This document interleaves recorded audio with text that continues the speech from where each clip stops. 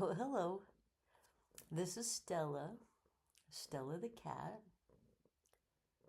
and we've had Stella for 20 years, and we think she was probably 3 or 4 when we got her.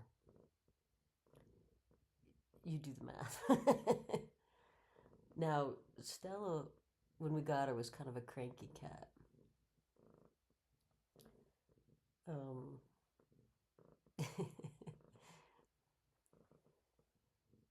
but we had 2 kids, 2 dogs, 1 dog, and then 2 dogs, and then they passed. And so Stella's outlived 3 dogs. Now, I didn't think that I'd have a cat, and I didn't think I'd have a cat that would live to be 24. But we don't really take time to think about the stuff that we want. We don't have time to think about like long-term goals, like getting pets. It's fun to think about cute cats and kittens, but I don't think we think about having an old cat that needs to have a lot of care.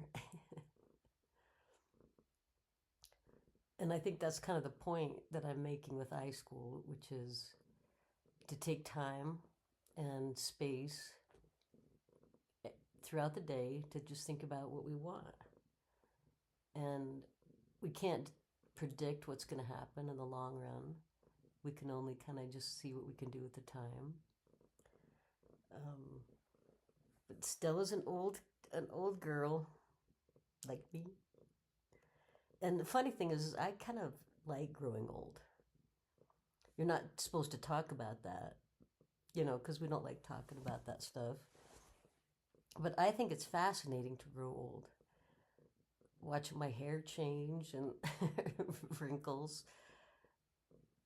But again, that's not stuff you talk about. But I hope we do. In iSchool, it's like that's to try to deny aging seems to be kind of ridiculous because it's going to happen if you're lucky. And I think what I've learned with little Miss Stella here is just have some patience, and that it's environment that really makes the difference. Having a calm environment. I mean, she wasn't happy because we had chaos. Kids in and out, going to school, and dogs. And now that things are calm, we're empty nesters, and things are calm. But I kind of wish that I had more balance along the way in the last, many decades of school and teaching. I've been in school for 50 years. My own high school, elementary school, then junior high, high school, then college, and then I was a teacher for 29 years. And I think environment matters, the kind of room you're in. If there's chaos, how can any learning or anything happen when there's just chaos all around? Poor Miss Stella was just cranky, and now she just is so calm and purrs and is like my best little buddy. And she's at the end, she's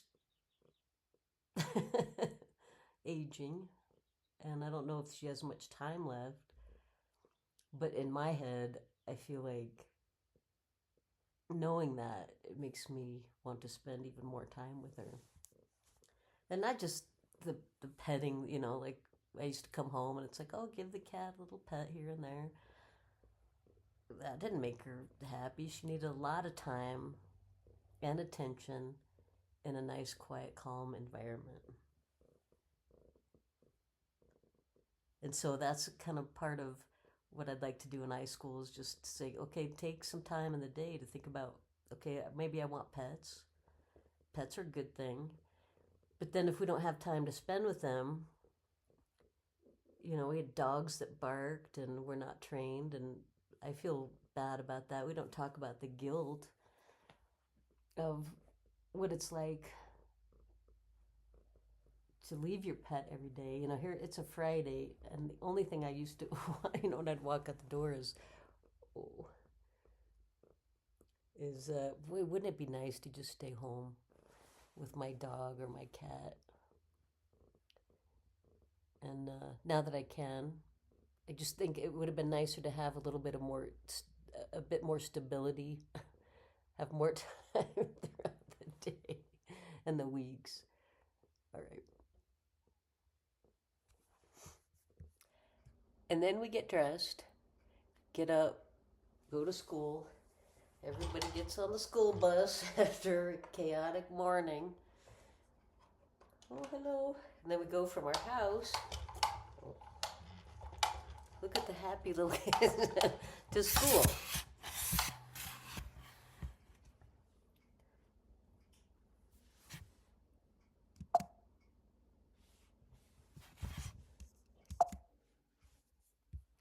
And then we get to school, and I guess for all this time I played school and played house, and then I spent time playing school and playing house only as a big person. Um, yeah. So the bell rings, school starts, day begins. And then by the time we drive home and the school bus takes you home, we look a little bit angrier. This guy's kind of my favorite, I think. Just does not look happy after a long day. And then we go back home. And then after a whole day of school, about 8 hours, once you get up in the morning, go to school kind of half asleep, go through 5, 6 classes, and then come back home. And I don't think there are cell phones in this set or a television, but that's nobody's fault. That's just technology. So it's like, what do you want to do with the time from when you get up in the morning, you go to school, and then you come back home at night? What dominates both your time and your space? Not just physical space, but your mental space. Day after day, week after week, month after month, year after year, wake up wanting to be home with my pets, going to school, coming home, playing house as a kid, playing house as an adult, playing school as a kid, playing school as an adult, until I figured something out. So in the meantime, I don't know why he doesn't get more credit. In the meantime, what I decided to do was, in the year 2020, year zero, like many people, I did a lot of puzzles, COVID, but it's like I came in with an intention. Every puzzle piece I put down, it's like, okay, this is a small piece to a bigger picture. And I knew that I personally did not want to return to the way life was before COVID, 2020, March 13th, 2020. I knew that I wanted something different, and I knew that it had to come from me. So even when I was doing puzzles in 2020, it's like, okay, what's the big picture? How do I get there? What are the little pieces that I need? I do the edges first, and then I start doing the bigger scenes. However, if anybody else does puzzles, that's what I did. So, okay. All right. That's year zero. Year one, it's like I knew I had to get, if I wanted to get something different, it's going to have to be up to me, because this surroundings, my environment, home life, neighborhoods, and school were just, it's like it took too much of my time and headspace. I didn't have time to think for myself or think what I really wanted.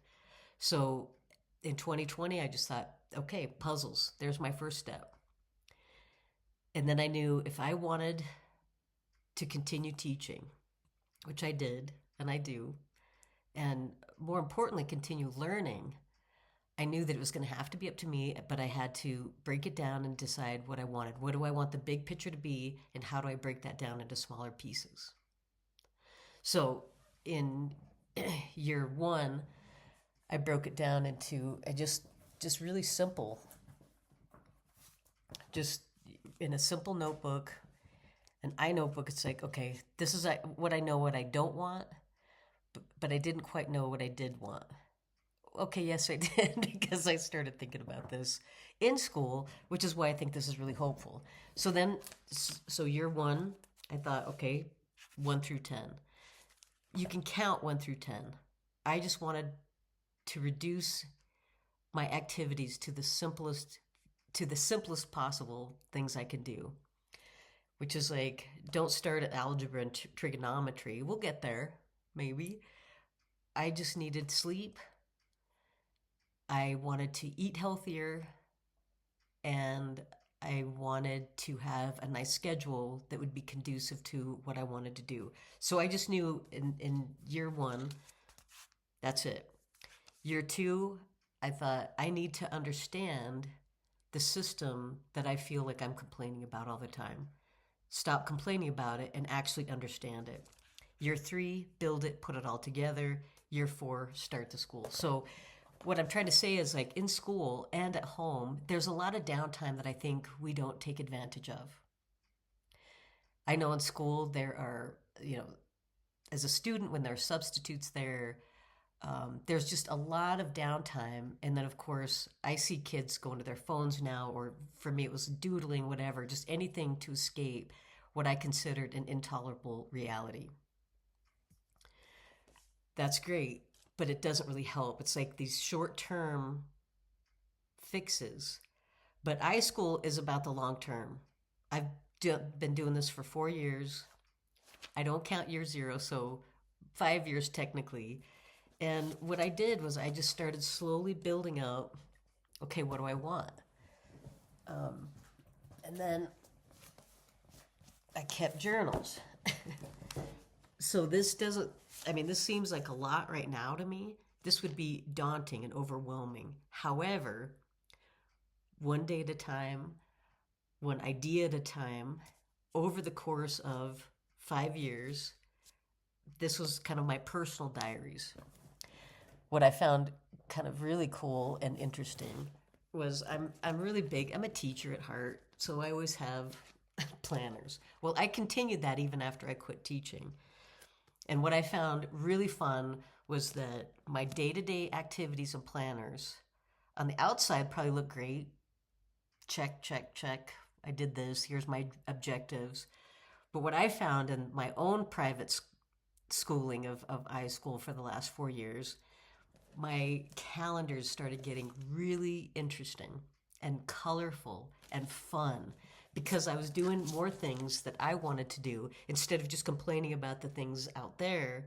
It's like, just shut my mouth and do the work. And so I know at least the first couple years, this was 2021, to get organized, to say, I did brain-based strategies, a nutrition, fit for my age. I did the basic things that I feel like I was deprived of, because going to school every day for the past 50 years, you don't have time to really just be. And then we spend so much time spinning about, okay, well, why is it this way? Let's blame this person. Let's blame this group. But that doesn't help me. It's like, I just knew that I needed to say, this is up to me at this point. What do I need? What do I want? Where am I going to go? What do I need today? And what's really funny is day after day, week after week, month after month, year after year, I'm not sharing this to be braggery. I don't think that's a word. I'm sharing this because it's like, if you are unhappy with your situation right now, with school, a home, the combination, just being overwhelmed, it's just, what do you want? Get out a notebook and start writing down what you want, how I'm going to get that. And not necessarily what you hear from the stories about, your own private island or a mansion, things like that. I mean, simple things like, you can't have anything without sleep, some proper nutrition, some time and space to think for yourself. So just slowly I started, what's purpose, define purpose. And I really tried to focus on things that, really the simplest. I'm kind of lazy in that way. It's like, I don't want to reinvent anything. I want to reinvent myself, but based on what's in reality. So notebooks, personal, short and long-term plans, continued, and a day-by-day schedule. And then it just adds up. So when I started with this idea on my wheel of I knew something was wrong and I wanted to change it, and I knew that just talking about it is not going to do anything. And so it's like it's going to start with me, which is the I school. And so in the next 10 months, what I've planned is I'm going to continue to answer the question, which is what's the purpose of education? Timelines. And then starting in March, I've planned 10 months, 10 lessons, just for fun or whatever. I am going to include math framework, just because that's important. The people who are behind it, and the reading framework and the people who are behind it. So that's the next 10 months in a nutshell. I don't really like introductions. I feel like, oh my gosh, did I say something wrong? But that's kind of the way it is. And so this is iSchool 2025, 10 months of just story time. Time, numbers, and stories. Words, sentences, but what's your story? What's your story now, and what do you want your story to be? I really hope this makes sense. Ciao for now.